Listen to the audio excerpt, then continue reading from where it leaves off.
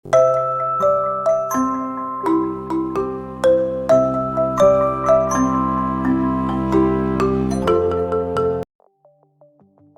ధనవంతుడు తన కుటుంబంతో కలిసి ఒక నగరంలో జీవించసాగాడు.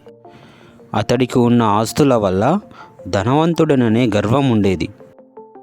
తాము ధనవంతులమైనందుకు ఎంత అదృష్టవంతులో తన కొడుకుకి తెలియజేయాలనుకున్నాడు.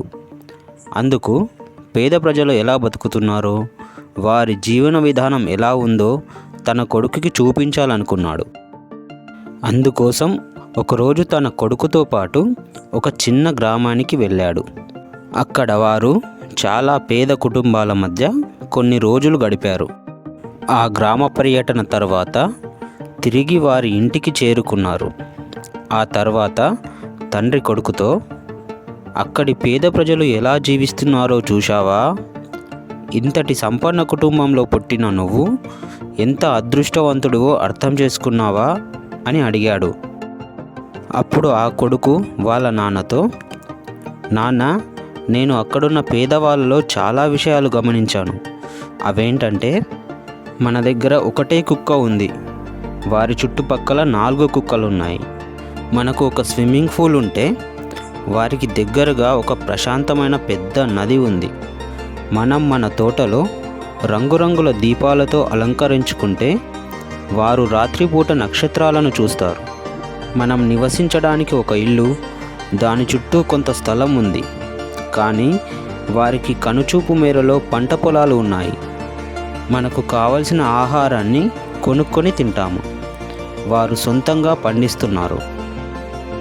మనల్ని రక్షించుకోవడానికి మన ఆస్తుల చుట్టూ గోడలు కట్టుకున్నాము, కానీ వారిని రక్షించడానికి వాళ్ళ స్నేహితులు ఉన్నారు. మనం మన ఖాళీ సమయాన్ని టీవీ చూస్తూనో మొబైల్ చూస్తూనో గడిపేస్తాము, కానీ వారి ఖాళీ సమయం కుటుంబ సభ్యులతో, బంధువులతో గడుపుతున్నారు.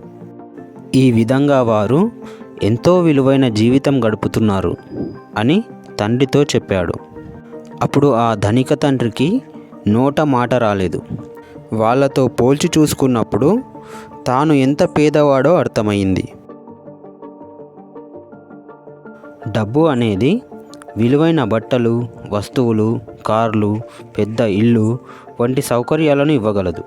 కానీ డబ్బుతో కొనలేనివి కూడా కొన్ని ఉంటాయి. స్నేహం, ప్రేమ, దయ, విలువలు, కుటుంబం వంటివి జీవితాన్ని మరింత సుసంపన్నం చేస్తాయి. ఒక వ్యక్తికి అవసరం లేని వస్తువు మరొక వ్యక్తికి అత్యంత విలువైనది కావచ్చు. అది వారి వారి ఆలోచన సరళిని బట్టి ఉంటుంది.